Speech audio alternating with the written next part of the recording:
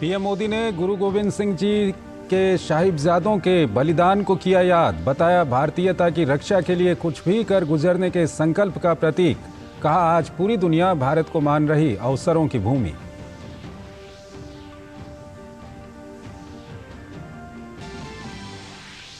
नौसेना के बेड़े में शामिल हुआ समंदर का नया सिकंदर। विध्वंसक युद्धपोत इम्फाल 75% स्वदेशी सामग्री से निर्मित है युद्धपोत। रक्षा मंत्री राजनाथ सिंह और नौसेना प्रमुख ने बताया बड़ी उपलब्धि।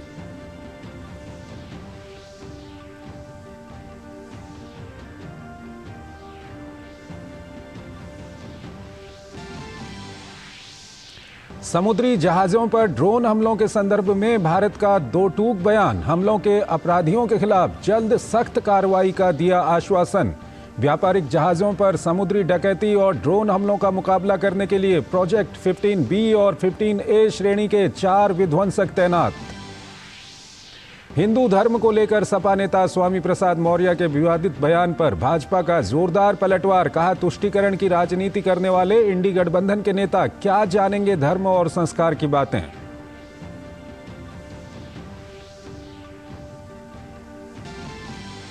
भाजपा ने कहा रामलला के प्राण प्रतिष्ठा कार्यक्रम पर भी विपक्ष कर रहा है राजनीति। सीपीएम ने समारोह में न जाने का किया फैसला। भाजपा ने बताया भगवान राम का अपमान।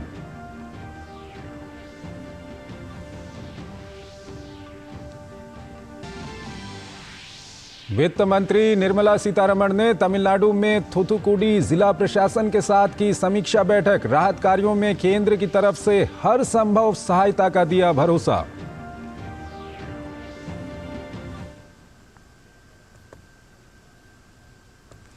नमस्कार, डीडी न्यूज में आपका स्वागत है। मैं हूं चंद्रशेखर जोशी और आइए अब खबरों को विस्तार से देखते हैं। वीर बाल दिवस के मौके पर दिल्ली के भारत मंडपम में हुए कार्यक्रम में प्रधानमंत्री नरेंद्र मोदी शामिल हुए। पीएम मोदी ने साहिबजादों की शहादत को याद किया और देश की भव्य विरासत पर हमेशा गर्व करने की बात कही। पीएम मोदी ने देश के लिए बलिदान देने वालों के विचारों से प्रेरित होकर मौजूदा सरकार के द्वारा किए जा रहे कामों को गिनाया और कहा कि आज सरकार युवाओं और बच्चों के लिए तमाम काम कर रही है। उन्होंने कहा कि विकसित भारत के संकल्प को पूरा करने के लिए सबका साथ, युवाओं का योगदान बहुत महत्वपूर्ण है। वाहेगुरु जी का खालसा, वाहेगुरु जी की फतेह। संगत जी आओ महसूस करिए पोदियां उन्हां ठंडियां रातां नूं जो गुजारियां लाल प्यारियां ने माता गुजरी जी दे नाल। माता गुजरी गुरु गोविंद सिंह जी और उनके चारों साहिबजादों की वीरता और आदर्श आज भी हर भारतीय को ताकत देते हैं। इसलिए वीर बाल दिवस उन सच्चे वीरों के अप्रतिम शौर्य और उनको जन्म देने वाली माता के प्रति राष्ट्र की सच्ची श्रद्धांजलि है।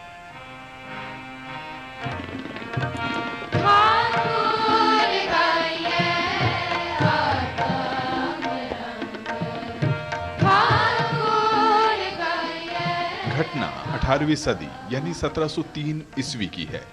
साहिबजादा बाबा जोरावर सिंह की उम्र करीब 9 वर्ष और बाबा फतेह सिंह की उम्र करीब 6 वर्ष।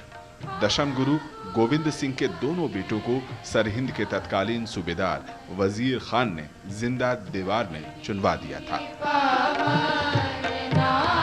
कसूर सिर्फ इतना ही था कि मासूम बालकों ने अदम्य साहस, अद्वितीय वीरता और दृढ़ता का परिचय देते हुए इस्लाम कबूलने से इनकार कर दिया था।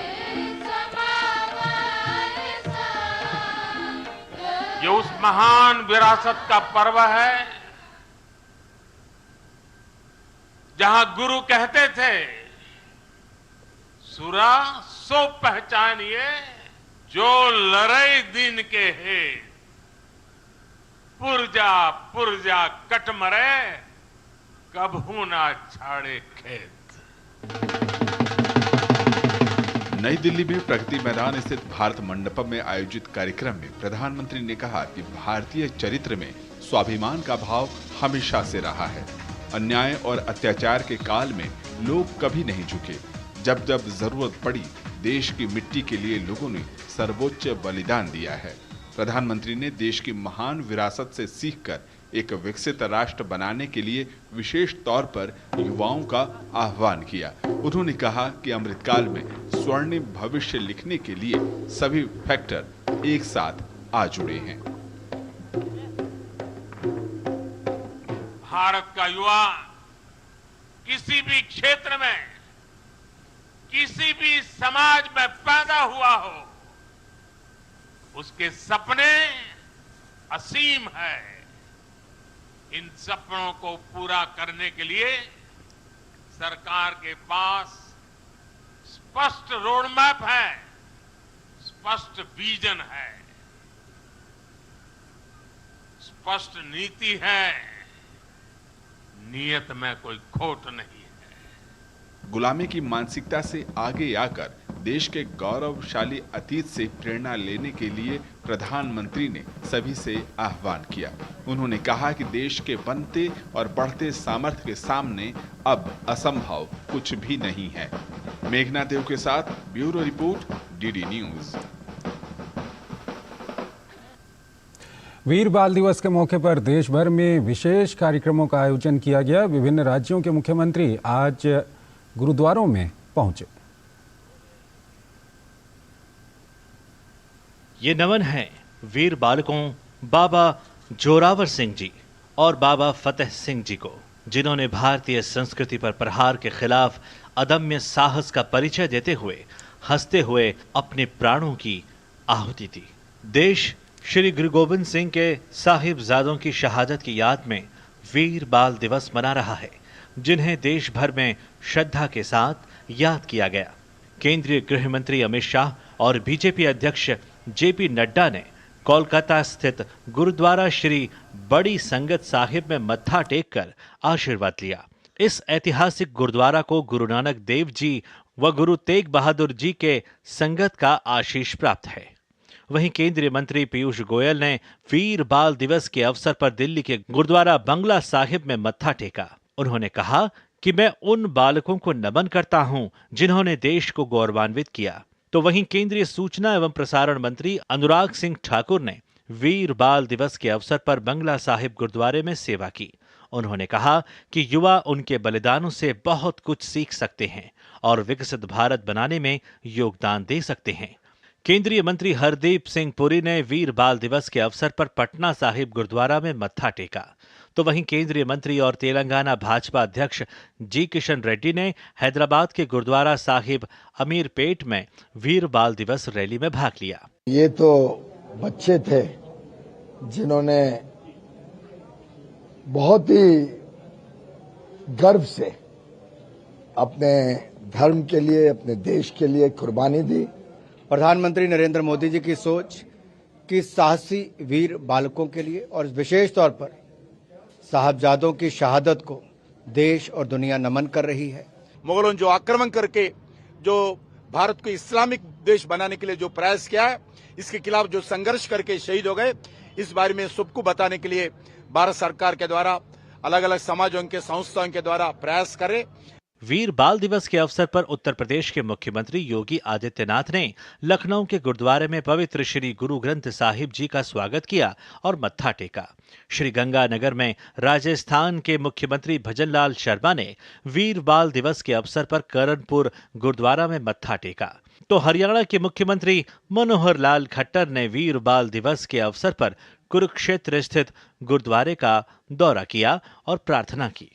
हम सब के लिए प्रश्न वही है, क्या सिख गुरुओं का बलिदान क्या व्यक्तिगत के लिए था, परिवार के लिए था?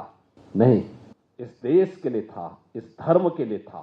गौरतलब है कि 1703 ईस्वी में साहिबजादा बाबा जोरावर सिंह और बाबा फतेह सिंह सरहिंद के तत्कालीन सूबेदार वजीर खान ने इस्लाम कबूलने से इनकार करने पर जिंदा दीवार में चुनवा दिया था। Bureau report, DD news.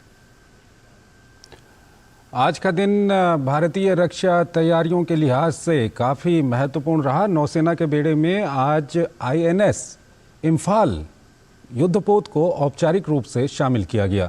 Supersonic missile से लैस इस युद्धपोत की कमिश्निंग सेरेमनी के मौके पर रक्षा मंत्री ने इसे मेक इन इंडिया की एक बड़ी पहल करार दिया तो भारत की बढ़ती सामरिक क्षमताओं को भी सिलसिलेवार गिनाया। INS इम्फाल 75% स्वदेशी सामग्री से निर्मित है। एक रिपोर्ट देखिए। जलमेव यस्य बलमेव तस्य। What better proof of power at sea than the destroyer Imphal? मंगलवार को INS इम्फाल युद्धपोत भारतीय नौसेना के बेड़े में शामिल हो गया। मुंबई के नौसेना डॉकयार्ड में नवीनतम स्टील्थ गाइडेड मिसाइल विध्वंसक इम्फाल के नौसेना में शामिल होने के मौके पर रक्षा मंत्री राजनाथ सिंह मौजूद रहे। नौसेना में 4 विशाखापत्तनम श्रेणी के विध्वंसक युद्धपोतों के शामिल होने की कड़ी में इम्फाल तीसरा युद्धपोत है जो मंगलवार को नौसेना में औपचारिक रूप से अपनी सेवाएं देने के लिए शामिल हो गया। इस मौके पर रक्षा मंत्री राजनाथ सिंह ने कहा कि INS इम्फाल का भारतीय नौसेना में शामिल होना रक्षा क्षेत्र में भारत की आत्मनिर्भरता को दिखाता है। राष्ट्रीय सुरक्षा के प्रति MDL एवं नेवी की कमिटमेंट और इसके निर्माण में शामिल सभी स्टेक होल्डर्स की कठिन मेहनत, लगन और समर्पण को भी दर्शाता है।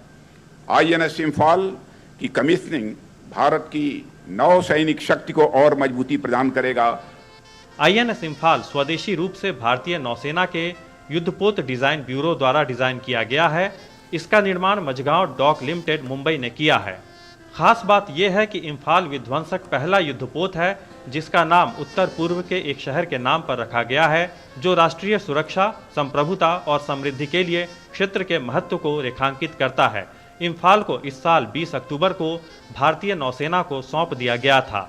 इम्फाल पोत ने इस साल नवंबर में विस्तारित रेंज वाली सुपरसोनिक ब्रह्मोस मिसाइल का सफलतापूर्वक परीक्षण किया। कमीशनिंग के बाद INS इम्फाल पश्चिमी नौसेना कमान में शामिल हो जाएगा। नौसैनिक बेड़े में शामिल होने वाला इम्फाल एक अत्याधुनिक युद्धपोत है।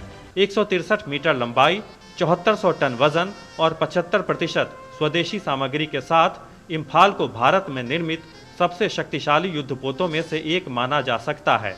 ये आत्मनिर्भर भारत के राष्ट्रीय दृष्टिकोण को आगे बढ़ाने में भारत की बढ़ती जहाज निर्माण क्षमता का प्रमाण है। इस अवसर पर लाल सागर में वाणिज्यिक जहाजों पर हुए हमलों पर कड़ी प्रतिक्रिया देते हुए रक्षा मंत्री ने कहा कि भारत ऐसी गतिविधियों के खिलाफ सख्त कार्रवाई करने के प्रति वचनबद्ध है। भारतीय नौसेना ने समुद्र की निगरानी बढ़ा दी है। जिन्होंने भी इस हमले को अंजाम दिया है उन्हें हम सागर तल से भी ढूंढ निकालेंगे और उनके खिलाफ कठोर कार्रवाई की जाएगी। मैं यह आपको आश्वस्त करना चाहता हूं। वहीं नौसेना प्रमुख ने कहा कि ये युद्धपोत न सिर्फ हमारी सामरिक क्षमताओं को बढ़ाएगा बल्कि एक भारत श्रेष्ठ भारत के विजन को मजबूत करेगा। Imphal is the third in the project 15 Bravo class of guided missile stealth destroyers, and as is the case with her predecessors, she has been fully conceptualized, designed and constructed indigenously.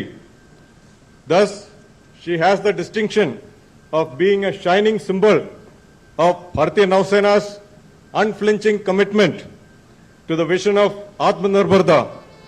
Bharat एक ओर जहां अपनी क्षमताओं के आधार पर देश की रक्षा क्षमताओं को विस्तार दे रहा है तो वहीं दुनिया में मुक्त, खुला और समावेशी नौवहन हो सके इसको सुनिश्चित करने के लिए भी लगातार अपनी जिम्मेदारियां निभा रहा है। Bureau report, DD news. व्यापारिक जहाज़ों पर समुद्री डकैती और ड्रोन हमलों का मुकाबला करने के लिए भारतीय नौसेना ने प्रोजेक्ट 15B और 15A श्रेणी के 4 विध्वंसक तैनात किए हैं। भारतीय नौसेना प्रमुख एडमिरल R हरिकुमार ने बताया कि इन खतरों का मुकाबला करने के लिए P-8I विमान, डॉर्नियर्स, सी गार्डियन हेलीकॉप्टर और तटरक्षक जहाज सभी को संयुक्त रूप से तैनात किया गया है। भारत ने ये कदम व्यापारिक समुद्री पोतों पर हमले की घटनाओं के संदर्भ में उठाया है।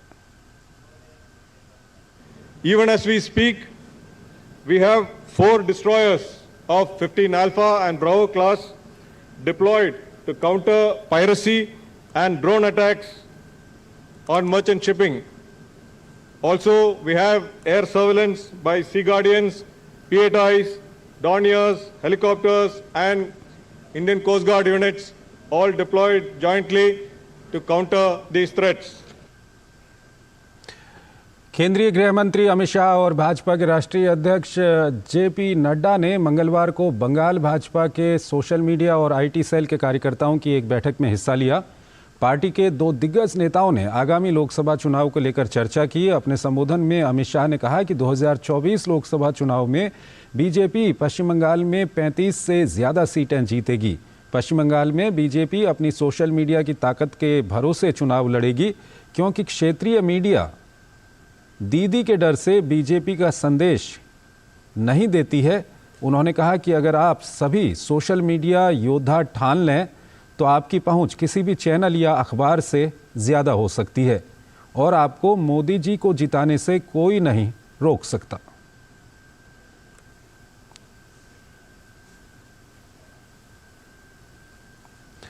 अगली खबर की ओर आपको लिए चलते हैं। विदेश मंत्री एस जयशंकर रूस के 5 दिनों की यात्रा पर हैं। दौरे के दूसरे दिन मॉस्को में उन्होंने भारतीय समुदाय को संबोधित किया। अपने संबोधन में उन्होंने भारत और रूस के बढ़ते आर्थिक संबंध पर प्रकाश डाला। साथ ही उन्होंने कहा कि वो भारत से रूस में होने वाले निर्यात को भी बढ़ते हुए देखना चाहते हैं। Economic relationship has grown overall.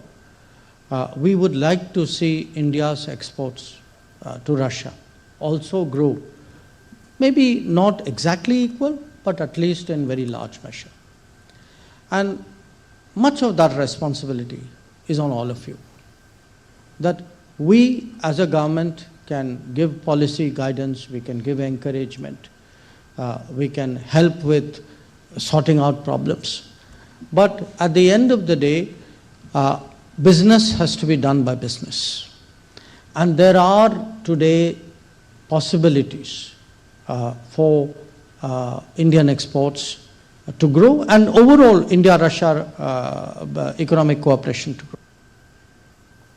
प्रधानमंत्री नरेंद्र मोदी के नाम एक और बड़ी उपलब्धि जुड़ गई है। पीएम मोदी पूरी दुनिया में पहले नेता बन गए हैं जिनके यूट्यूब चैनल पर 2 करोड़ सब्सक्राइबर हो चुके हैं और इस मामले में वो विश्व के किसी अन्य नेता की तुलना में काफ़ी आगे निकल गए हैं। पीएम मोदी का नरेंद्र मोदी के नाम से यूट्यूब चैनल है जो व्यूज़ और सब्सक्राइबर्स के मामले में अपने समकक्षों से बहुत आगे निकल गया है। पीएम मोदी के यूट्यूब चैनल पर कुल 450 करोड़ व्यूज़ हैं। पिछले साल फरवरी में पीएम मोदी के चैनल के सब्सक्राइबर्स की संख्या ने 1 करोड़ के आंकड़े को पार किया था। इस तरह पीएम नरेंद्र मोदी यूट्यूब पर 2 करोड़ सब्सक्राइबर्स पाने वाले पहले वैश्विक नेता बन गए हैं। हमें खुशी है आपको ये बताते हुए सोशल मीडिया की दृष्टि से कि हमारे प्रधानमंत्री मोदी जी आज सबसे बड़े दुनिया में वर्ल्ड लीडर में जो यूट्यूब चैनल जो है वो 2 करोड़ सब्सक्राइबर्स को क्रॉस कर गया है। ये हमारे मोदी जी का है। और आइए अब बात करते हैं काशी तमिल संगमम की।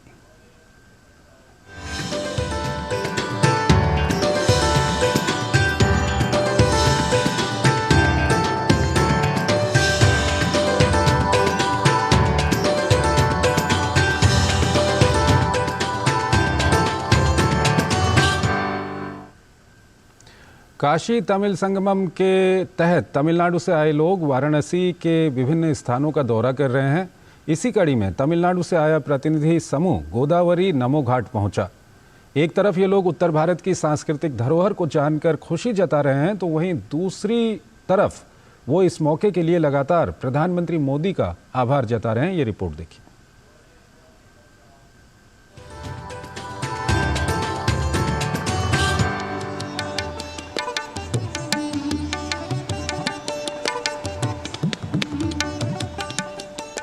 काशी तमिल संगमम का नर्मदा ग्रुप आ चुका है। इन लोगों ने काशी विश्वनाथ के दर्शन कर लिए हैं, बनारस की कुछ जगहों पे घूम भी लिया है और अब ये लोग नमो घाट पर हैं। इन्हीं से बात करते हैं कि इनकी जो तमिलनाडु से यात्रा शुरू हुई और यहाँ तक अभी जो पहुँचे हैं, किस तरह की इनकी यात्रा रही। What is your experience about starting to Chennai till Namo Ghat? It is unbelievable experience in our lifetime, because each and everyone cannot come and see the Kashi through their own. Even though they have money, they cannot come to Kashi. Only you have a blessing from the Lord. But here it is entirely different, that the government is doing the same on behalf of God, taking all of us very safely, very politely, very excellently, very securely. They have come and taken us to this stage. On top of it, we learned a lot. What are the development we have seen in this Uttar Pradesh, particularly in Kashi, how was it old and how it has become new, and how this new ghat is developed, and what the people are connecting with the south and north, and what are all the professors are there in our languages as well as in English. That was really amazing, and they're sharing these views with the plus and minus, which is immediately giving the solution to solve through the government for the next summer other days. So every day. What do you want to say for the government? I request the government the same to be enlarged to all over the state. And it is connected. Any thanks so, for your... Of course, it is total on behalf of all of us, all the troop, all Indians. We say, long live the central government and Modi ji. Excellent. Jai Bharat. ये आप युवा हो, you are young, and what is your experience in this journey with this group? Yeah, myself Sangeeta from Karur. At this young age, no one is getting chance to come for Kashi, and there are so many struggles that young age people must not come here. But Modi ji has started one new plan that anyone can come. He started to what he is coming to tell means any age people can come to Kashi and they can worship the God. And this is the best and very blessed. I am so blessed in this, and I'm so happy, and we have been. I'm so blessed. I got so excited on this. Thank you. ये युवा हैं, excited हैं और खुश हैं कि हर उम्र के, हर वर्ग के लोगों को मोदी जी यह अपॉर्चुनिटी दे रहे हैं यहाँ पर आकर, जो कि एक सोच होती है तमिलनाडु के लोगों की काशी जाने की, वह भी पूरा हो रहा है। कैमरा पर्सन मुरलीधर पांडे के साथ doctor Harkesh Bahadur Singh Gautam, DD news, Namo Ghat, Varanasi.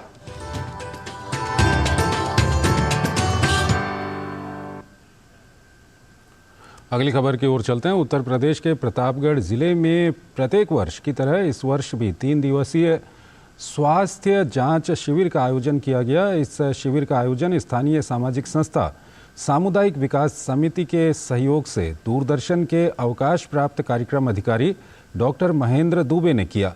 स्वास्थ्य जांच शिविर में एम्स दिल्ली के विभिन्न विभागों से वरिष्ठ चिकित्सक मौजूद रहे, जिन्होंने लोगों को अपनी विशेषज्ञता से संबंधित रोगियों के उपचार के साथ ही विभिन्न बीमारियों से बचने के उपायों को लेकर लोगों को जागरूक भी किया। इसके साथ ही इस बार शिविर में आयुर्वेद को भी शामिल किया गया। आयुर्वेद संस्थान दिल्ली के 2 वरिष्ठ चिकित्सकों ने प्रतापगढ़ जिले के आयुष विभाग के अन्य 8 चिकित्सकों के साथ मिलकर मरीजों को आयुर्वेदिक उपचार हेतु विभिन्न स्वास्थ्य समस्याओं पर परामर्श दिया। केंद्रीय उपभोक्ता संरक्षण प्राधिकरण ने भारतीय प्रशासनिक सेवा की पढ़ाई कराने वाले दिल्ली के 20 कोचिंग संस्थानों को नोटिस जारी किया है। इन कोचिंग सेंटर के खिलाफ ये जांच उनके भ्रामक विज्ञापनों सहित परीक्षाओं में टॉपर्स रहे अभ्यर्थियों की तस्वीरों का इस्तेमाल करने के लिए की जा रही है। गौरतलब है कि दिल्ली IAS कोचिंग सेंटर का गढ़ है, जहां देश भर से लाखों बच्चे UPSC की तैयारी करने आते हैं, जिनमें से कुछ इन भ्रामक विज्ञापनों के मकड़जाल में उलझ जाते हैं। ये रिपोर्ट देखिए। ग्रेजुएशन पास करते ही UPSC परीक्षा क्रैक करने का लक्ष्य साधे युवाओं का अगला पड़ाव होता है दिल्ली, देश की राजधानी, जहां मुखर्जी नगर, करोल बाग, रंजीत नगर जैसी जगहों पर बने कोचिंग सेंटर बड़े बड़े ऑफर और रेट लिस्ट के साथ तैयार बैठे हैं। अपने को अव्वल दिखाने की रेस में कोई संस्थान पीछे नहीं छूटना चाहता। सफल उम्मीदवारों के दावों वाले बड़े बड़े होर्डिंग से भ्रमित होकर ये युवा कब कोचिंग सेंटर के मकड़जाल में उलझते हैं, उन्हें पता ही नहीं चलता। जो युवा पैसे खर्च कर सकते हैं, वो महंगे से महंगे कोर्स और सेंटर को चुनते हैं। जो गरीब हैं उन पर भी टॉप आने का मानसिक दबाव इन सेंटर तक खींच ही लाता है। जिम्मेदारी जो है स्टूडेंट की भी उतनी ही है जितनी कि कोचिंग इंस्टीट्यूट की है, और बहुत सारे कोचिंग इंस्टीट्यूट तो मजबूरी में खुले हैं। 4 अटैम्प्ट दिया, 6 अटैम्प्ट दिया, नहीं हुआ तो इंस्टीट्यूट खोल दिया, या फिर जिन्होंने मार्केट बना दिया है। ऐसे ऐसे इंस्टीट्यूट्स हैं जो एक क्लास में 1500 बच्चों को पढ़ाते रहे, 2 फ्लोर पे 3 फ्लोर पे। अगर आप रिज़ल्ट देते हैं तो फिर आपको रिज़ल्ट कमिट भी करना चाहिए। आपने क्लासेस की और आपका जिम्मेदारी ख़त्म। एक्चुअली स्टूडेंट को आपकी ज़रूरत तब पड़ती है जब आपकी क्लासेस ख़त्म हो जाती हैं। बीते दिनों केंद्रीय उपभोक्ता संरक्षण प्राधिकरण ने भारतीय प्रशासनिक सेवा की पढ़ाई कराने वाले दिल्ली के 20 कोचिंग सेंटरों को नोटिस जारी किया है। सीसीपीए ने ऐसे विज्ञापनों पर स्वतः संज्ञान लेते हुए उपभोक्ता संरक्षण अधिनियम 2019 की धारा 2(28) के प्रावधानों के उल्लंघन के लिए इन सेंटर्स के खिलाफ नोटिस जारी किया है। सीसीपीए ने कहा कि संस्थान सफल उम्मीदवार के साथ विज्ञापन में ये जाहिर करे कि उसने किस विषय में संस्थान से पढ़ाई की थी। एक दिन के लिए भी मॉक इंटरव्यू के लिए केवल एक सिटिंग भी जाता था तो ऐड में ऐसा जाता था जैसे लगता था कि पूरी कोचिंग वहाँ से की है। और इस कारण जब ये ऐड जाता था तो ऑल ओवर इंडिया जो सीरियस एस्पिरेंट होता था वो भी दिग्भ्रमित हो जाता था कि आखिर हमें जाना कहाँ है।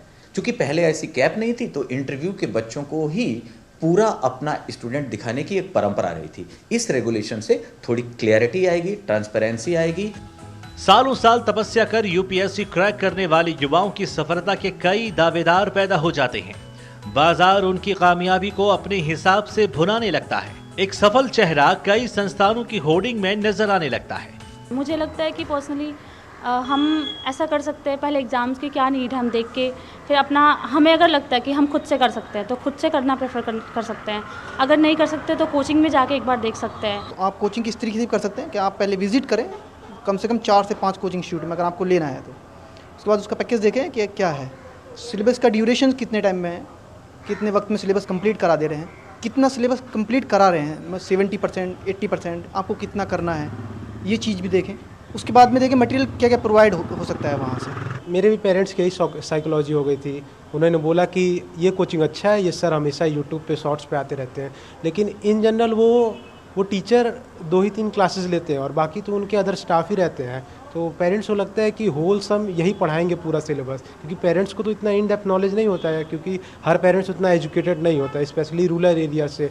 यूपीएससी परीक्षा के लिए कोचिंग या सिर्फ सेल्फ स्टडी, या दोनों विकल्प सभी खुले हैं। चुनना युवाओं को ही है, लेकिन जरूरत युवाओं को भ्रामक दबाव से बचाने की है। यूपीएससी क्रैक करने का सपना लिए तमाम युवा जो हैं वो दिल्ली का रुख करते हैं और ऐसे में वो कोचिंग सेंटर की ओर जाते हैं जहां उन्हें कई बार भ्रामक प्रचार का भी सामना करना पड़ता है। सीसीपीए की जो नई गाइडलाइंस है वो कम से कम इस बार तमाम कोचिंग संस्थानों को जिम्मेदारी पूर्वक प्रचार करने के लिए बाध्य करती है। कैमरामैन अश्विनी के साथ चंद्रशेखर, डीडी न्यूज़, दिल्ली। तो इस बुलेटिन में फिलहाल इतना ही। आप बने रहिए डीडी न्यूज़ के साथ। नमस्कार।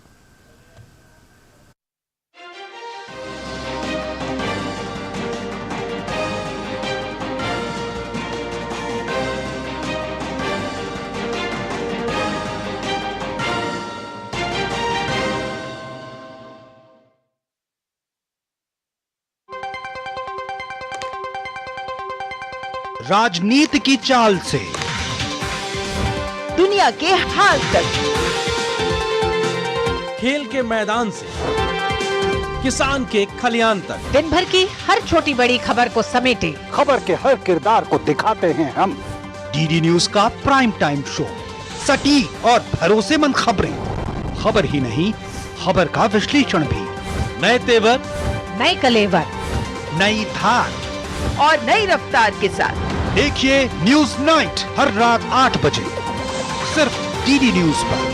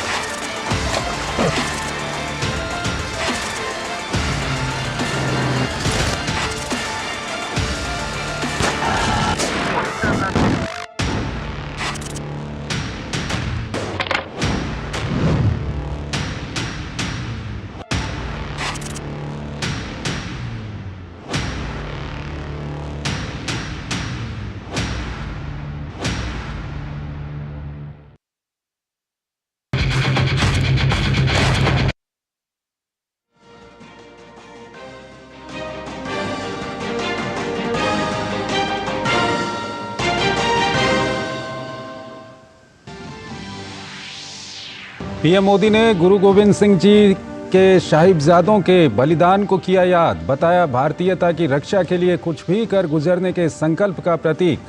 कहा आज पूरी दुनिया भारत को मान रही अवसरों की भूमि।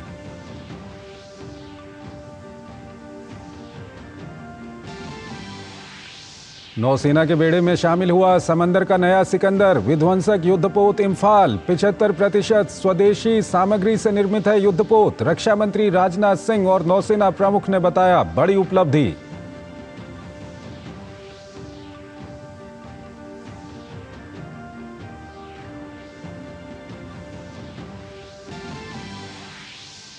समुद्री जहाजों पर ड्रोन हमलों के संदर्भ में भारत का दो टूक बयान। हमलों के अपराधियों के खिलाफ जल्द सख्त कार्रवाई का दिया आश्वासन। व्यापारिक जहाजों पर समुद्री डकैती और ड्रोन हमलों का मुकाबला करने के लिए प्रोजेक्ट 15B और 15A श्रेणी के 4 विध्वंसक तैनात। हिंदू धर्म को लेकर सपा नेता स्वामी प्रसाद मौर्य के विवादित बयान पर भाजपा का जोरदार पलटवार। कहा तुष्टीकरण की राजनीति करने वाले इंडी गठबंधन के नेता क्या जानेंगे धर्म और संस्कार की बातें।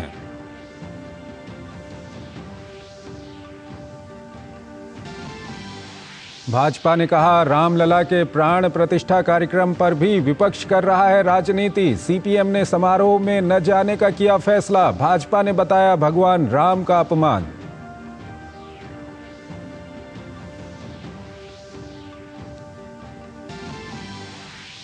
वित्त मंत्री निर्मला सीतारमण ने तमिलनाडु में थूथुकुडी जिला प्रशासन के साथ की समीक्षा बैठक। राहत कार्यों में केंद्र की तरफ से हर संभव सहायता का दिया भरोसा।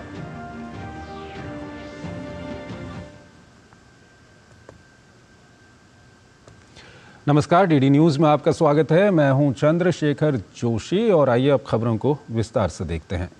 वीर बाल दिवस के मौके पर दिल्ली के भारत मंडपम में हुए कार्यक्रम में प्रधानमंत्री नरेंद्र मोदी शामिल हुए।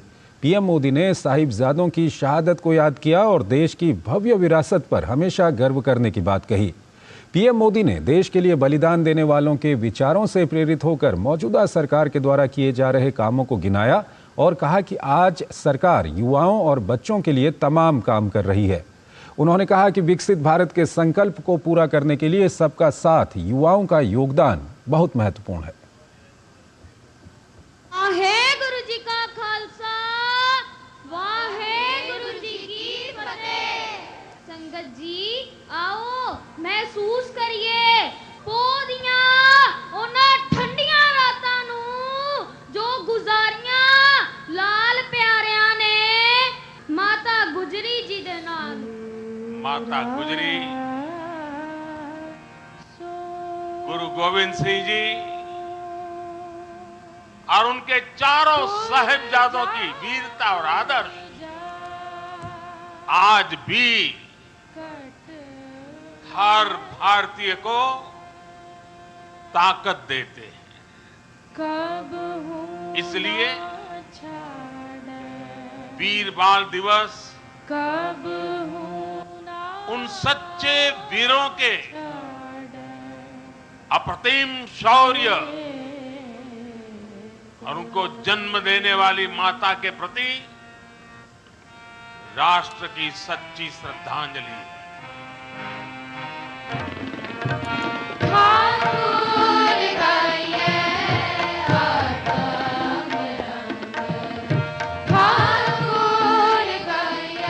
घटना 18वीं सदी यानी 1703 ईस्वी की है। साहिबजादा बाबा जोरावर सिंह की उम्र करीब 9 वर्ष और बाबा फतेह सिंह की उम्र करीब 6 वर्ष। दशम गुरु गोविंद सिंह के दोनों बेटों को सरहिंद के तत्कालीन सूबेदार वजीर खान ने जिंदा दीवार में चुनवा दिया था। कसूर सिर्फ इतना ही था कि मासूम बालकों ने अदम्य साहस, अद्वितीय वीरता और दृढ़ता का परिचय देते हुए इस्लाम कबूलने से इनकार कर दिया था। ये उस महान विरासत का पर्व है जहां गुरु कहते थे, सुरा सो पहचानिए जो लड़ाई दिन के है, पुरजा पुरजा कट मरे कबहू ना छाड़े खेत। नई दिल्ली में प्रगति मैदान स्थित भारत मंडपम में आयोजित कार्यक्रम में प्रधानमंत्री ने कहा कि भारतीय चरित्र में स्वाभिमान का भाव हमेशा से रहा है।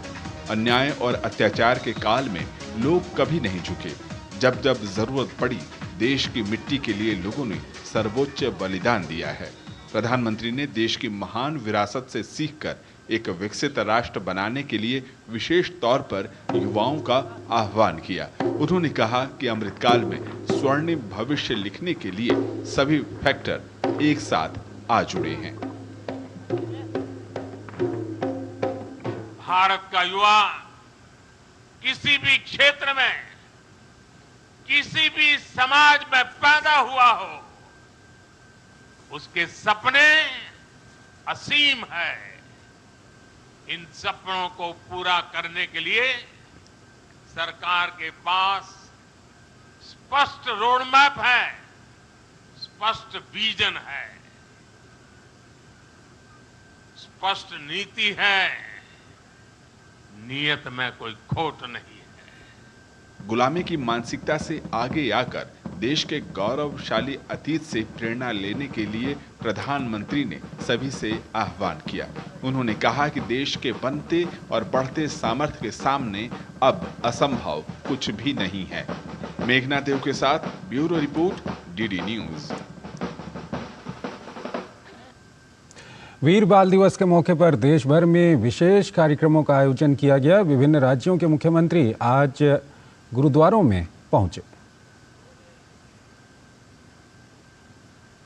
ये नमन है वीर बालकों बाबा जोरावर सिंह जी और बाबा फतेह सिंह जी को, जिन्होंने भारतीय संस्कृति पर प्रहार के खिलाफ अदम्य साहस का परिचय देते हुए हंसते हुए अपने प्राणों की आहुति दी। देश श्री गुरु गोविंद सिंह के साहिबजादों की शहादत की याद में वीर बाल दिवस मना रहा है, जिन्हें देश भर में श्रद्धा के साथ याद किया गया। केंद्रीय गृह मंत्री अमित शाह और बीजेपी अध्यक्ष जेपी नड्डा ने कोलकाता स्थित गुरुद्वारा श्री बड़ी संगत साहिब में मत्था टेक कर आशीर्वाद लिया। इस ऐतिहासिक गुरुद्वारा को गुरु नानक देव जी व गुरु तेग बहादुर जी के संगत का आशीष प्राप्त है। वहीं केंद्रीय मंत्री पीयूष गोयल ने वीर बाल दिवस के अवसर पर दिल्ली के गुरुद्वारा बंगला साहिब में मत्था टेका। उन्होंने कहा कि मैं उन बालकों को नमन करता हूं जिन्होंने देश को गौरवान्वित किया। तो वहीं केंद्रीय सूचना एवं प्रसारण मंत्री अनुराग सिंह ठाकुर ने वीर बाल दिवस के अवसर पर बंगला साहिब गुरुद्वारे में सेवा की। उन्होंने कहा कि युवा उनके बलिदानों से बहुत कुछ सीख सकते हैं और विकसित भारत बनाने में योगदान दे सकते हैं। केंद्रीय मंत्री हरदीप सिंह पुरी ने वीर बाल दिवस के अवसर पर पटना साहिब गुरुद्वारा में मत्था टेका। तो वहीं केंद्रीय मंत्री और तेलंगाना भाजपा अध्यक्ष जी किशन रेड्डी ने हैदराबाद के गुरुद्वारा साहिब अमीरपेट में वीर बाल दिवस रैली में भाग लिया। ये तो बच्चे थे जिन्होंने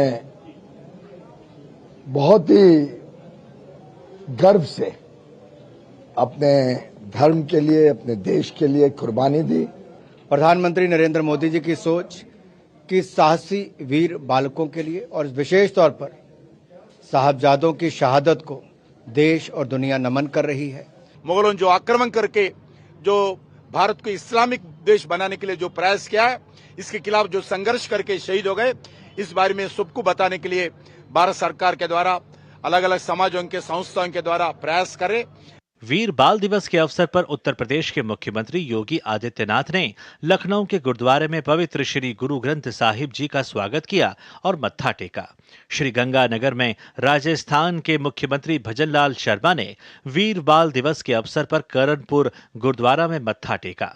तो हरियाणा के मुख्यमंत्री मनोहर लाल खट्टर ने वीर बाल दिवस के अवसर पर कुरुक्षेत्र स्थित गुरुद्वारे का दौरा किया और प्रार्थना की। हम सब के लिए प्रश्न वही है, क्या सिख गुरुओं का बलिदान क्या व्यक्तिगत के लिए था, परिवार के लिए था? नहीं, इस देश के लिए था, इस धर्म के लिए था। गौरतलब है कि 1703 ईस्वी में साहिबजादा बाबा जोरावर सिंह और बाबा फतेह सिंह सरहिंद के तत्कालीन सूबेदार वजीर खान ने इस्लाम कबूलने से इनकार करने पर जिंदा दीवार में चुनवा दिया था। Bureau report, DD news. आज का दिन भारतीय रक्षा तैयारियों के लिहाज से काफ़ी महत्वपूर्ण रहा। नौसेना के बेड़े में आज INS इम्फाल युद्धपोत को औपचारिक रूप से शामिल किया गया। सुपरसोनिक मिसाइल से लैस इस युद्धपोत की कमिश्निंग सेरेमनी के मौके पर रक्षा मंत्री ने इसे मेक इन इंडिया की एक बड़ी पहल करार दिया तो भारत की बढ़ती सामरिक क्षमताओं को भी सिलसिलेवार गिनाया। INS इम्फाल 75% स्वदेशी सामग्री से निर्मित है। एक रिपोर्ट देखिए। जलमेव यस्य बलमेव तस्य। What better proof of power at sea than the destroyer Imphal? मंगलवार को INS इम्फाल युद्धपोत भारतीय नौसेना के बेड़े में शामिल हो गया। मुंबई के नौसेना डॉकयार्ड में नवीनतम स्टील्थ गाइडेड मिसाइल विध्वंसक इम्फाल के नौसेना में शामिल होने के मौके पर रक्षा मंत्री राजनाथ सिंह मौजूद रहे। नौसेना में 4 विशाखापत्तनम श्रेणी के विध्वंसक युद्धपोतों के शामिल होने की कड़ी में इम्फाल तीसरा युद्धपोत है जो मंगलवार को नौसेना में औपचारिक रूप से अपनी सेवाएं देने के लिए शामिल हो गया। इस मौके पर रक्षा मंत्री राजनाथ सिंह ने कहा कि INS इम्फाल का भारतीय नौसेना में शामिल होना रक्षा क्षेत्र में भारत की आत्मनिर्भरता को दिखाता है। राष्ट्रीय सुरक्षा के प्रति MDL एवं नेवी की कमिटमेंट और इसके निर्माण में शामिल सभी स्टेक होल्डर्स की कठिन मेहनत, लगन और समर्पण को भी दर्शाता है। INS इम्फाल की कमिश्निंग भारत की नौसैनिक शक्ति को और मजबूती प्रदान करेगा। INS इम्फाल स्वदेशी रूप से भारतीय नौसेना के युद्धपोत डिजाइन ब्यूरो द्वारा डिजाइन किया गया है। इसका निर्माण मझगांव डॉक लिमिटेड मुंबई ने किया है। खास बात यह है कि इम्फाल विध्वंसक पहला युद्धपोत है जिसका नाम उत्तर पूर्व के एक शहर के नाम पर रखा गया है जो राष्ट्रीय सुरक्षा, संप्रभुता और समृद्धि के लिए क्षेत्र के महत्व को रेखांकित करता है।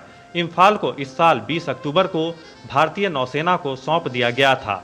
इम्फाल पोत ने इस साल नवंबर में विस्तारित रेंज वाली सुपरसोनिक ब्रह्मोस मिसाइल का सफलतापूर्वक परीक्षण किया। कमीशनिंग के बाद INS इम्फाल पश्चिमी नौसेना कमान में शामिल हो जाएगा। नौसैनिक बेड़े में शामिल होने वाला इम्फाल एक अत्याधुनिक युद्धपोत है। 163 मीटर लंबाई, 7400 टन वजन और 75% स्वदेशी सामग्री के साथ इम्फाल को भारत में निर्मित सबसे शक्तिशाली युद्धपोतों में से एक माना जा सकता है। ये आत्मनिर्भर भारत के राष्ट्रीय दृष्टिकोण को आगे बढ़ाने में भारत की बढ़ती जहाज निर्माण क्षमता का प्रमाण है। इस अवसर पर लाल सागर में वाणिज्यिक जहाजों पर हुए हमलों पर कड़ी प्रतिक्रिया देते हुए रक्षा मंत्री ने कहा कि भारत ऐसी गतिविधियों के खिलाफ सख्त कार्रवाई करने के प्रति वचनबद्ध है। भारतीय नौसेना ने समुद्र की निगरानी बढ़ा दी है। जिन्होंने भी इस हमले को अंजाम दिया है उन्हें हम सागर तल से भी ढूंढ निकालेंगे और उनके खिलाफ कठोर कार्रवाई की जाएगी। मैं यह आपको आश्वस्त करना चाहता हूं। वहीं नौसेना प्रमुख ने कहा कि ये युद्धपोत न सिर्फ हमारी सामरिक क्षमताओं को बढ़ाएगा बल्कि एक भारत श्रेष्ठ भारत के विजन को मजबूत करेगा। Imphal is the third in the project 15 Bravo class of guided missile stealth destroyers, and as is the case with her predecessors, she has been fully conceptualized, designed and constructed indigenously. Thus, she has the distinction of being a shining symbol of Bharatiya Nausena's unflinching commitment to the vision of Atmanirbharta. Bharat एक ओर जहां अपनी क्षमताओं के आधार पर देश की रक्षा क्षमताओं को विस्तार दे रहा है तो वहीं दुनिया में मुक्त, खुला और समावेशी नौवहन हो सके इसको सुनिश्चित करने के लिए भी लगातार अपनी जिम्मेदारियां निभा रहा है। Bureau report, DD news.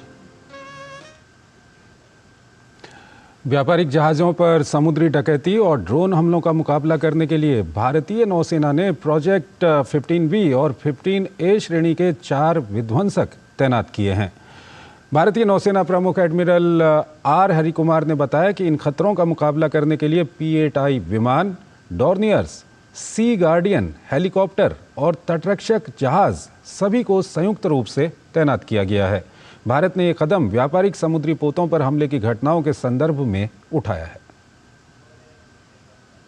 Even as we speak, we have 4 destroyers of 15 Alpha and Bravo class deployed to counter piracy and drone attacks on merchant shipping. Also, we have air surveillance by Sea Guardians, P8Is, Dorniers, helicopters and Indian Coast Guard units all deployed jointly to counter these threats. केंद्रीय गृह मंत्री अमित शाह और भाजपा के राष्ट्रीय अध्यक्ष JP Nadda ने मंगलवार को बंगाल भाजपा के सोशल मीडिया और आईटी सेल के कार्यकर्ताओं की एक बैठक में हिस्सा लिया। पार्टी के दो दिग्गज नेताओं ने आगामी लोकसभा चुनाव को लेकर चर्चा की। अपने संबोधन में अमित शाह ने कहा कि 2024 लोकसभा चुनाव में बीजेपी पश्चिम बंगाल में 35 से ज़्यादा सीटें जीतेगी। पश्चिम बंगाल में बीजेपी अपनी सोशल मीडिया की ताकत के भरोसे चुनाव लड़ेगी, क्योंकि क्षेत्रीय मीडिया दीदी के डर से बीजेपी का संदेश नहीं देती है। उन्होंने कहा कि अगर आप सभी सोशल मीडिया योद्धा ठान लें तो आपकी पहुंच किसी भी चैनल या अखबार से ज़्यादा हो सकती है और आपको मोदी जी को जिताने से कोई नहीं रोक सकता।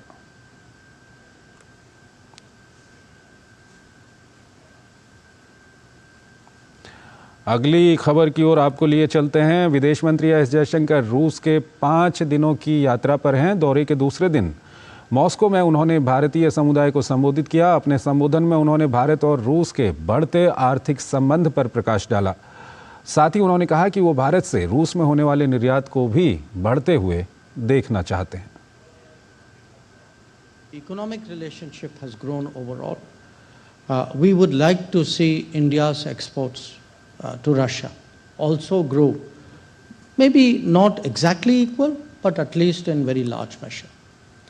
And much of that responsibility is on all of you.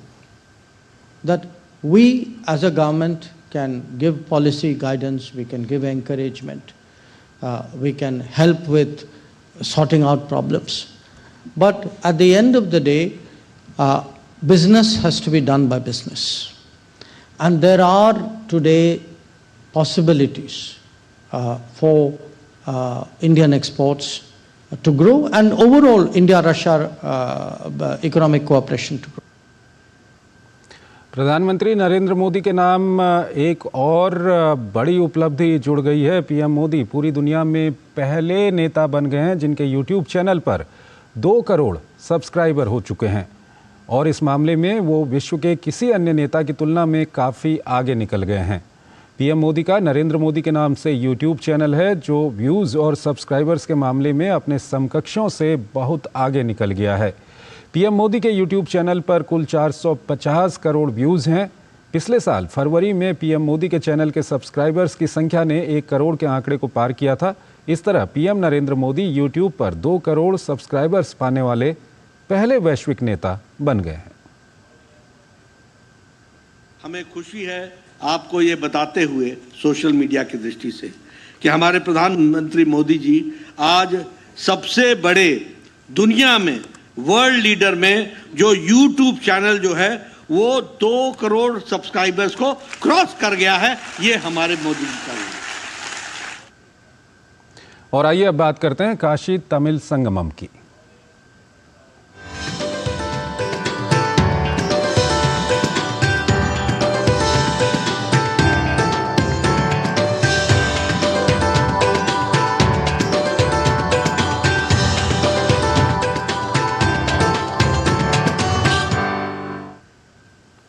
Kashi Tamil Sangamam के तहत तमिलनाडु से आए लोग वाराणसी के विभिन्न स्थानों का दौरा कर रहे हैं। इसी कड़ी में तमिलनाडु से आया प्रतिनिधि समूह गोदावरी नमो घाट पहुंचा।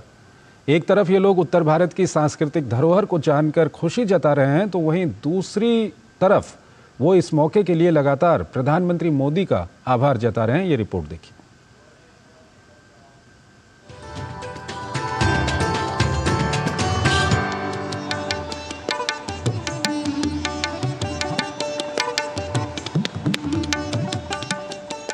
काशी तमिल संगमम का नर्मदा ग्रुप आ चुका है।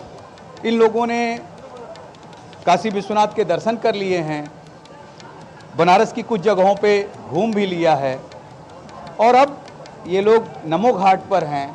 इन्हीं से बात करते हैं कि इनकी जो तमिलनाडु से यात्रा शुरू हुई और यहाँ तक अभी जो पहुँचे हैं, किस तरह की इनकी यात्रा रही। What is your experience about starting to Chennai till Namo Ghat? It is unbelievable experience in our lifetime, because each and everyone cannot come and see the Kashi through their own. Even though they have money, they cannot come to Kashi. Only you have a blessing from the Lord. But here it is entirely different, that the government is doing the same on behalf of God, taking all of us very safely, very politely, very excellently, very securely. They have come and taken us to this district. On top of it, we learned a lot. What are the development we have seen in this Uttar Pradesh, particularly in Kashi, how was it old and how it has become new, and how this new ghat is developed, and what the people are connecting with the south and north, and what are all the professors are there in our languages as well as in English. That was really amazing, and they're sharing these views with the plus and minus, which is immediately giving the solution to solve through the government for the next summer other days. So every day. What do you want to say for the government? I request the government the same to be enlarged to all over the state. And it is connected. Any thanks so, for your... Of course, it is total on behalf of all of us, all the troop, all Indians. We say, long live the central government and Modi ji. Excellent. Jai Bharat. ये आप युवा हो, you are young, and what is your experience in this journey with this group? Yeah, myself Sangeeta from Karur. At this young age, no one is getting chance to come for Kashi, and there are so many struggles that young age people must not come here. But Modi ji has started one new plan that anyone can come. He started to, what he is coming to tell means any age people can come to Kashi and they can worship the God. And this is the best and very blessed. I am so blessed in this. And I'm so happy, and we have been, I'm so blessed. I got so excited on this. Thank you. ये युवा हैं, excited हैं और खुश हैं कि हर उम्र के, हर वर्ग के लोगों को मोदी जी यह अपॉर्चुनिटी दे रहे हैं यहाँ पर आकर, जो कि एक सोच होती है तमिलनाडु के लोगों की काशी जाने की, वह भी पूरा हो रहा है। कैमरा पर्सन मुरलीधर पांडे के साथ doctor Harikesh Bahadur Singh Gautam, DD news, Namo Ghat, Varanasi.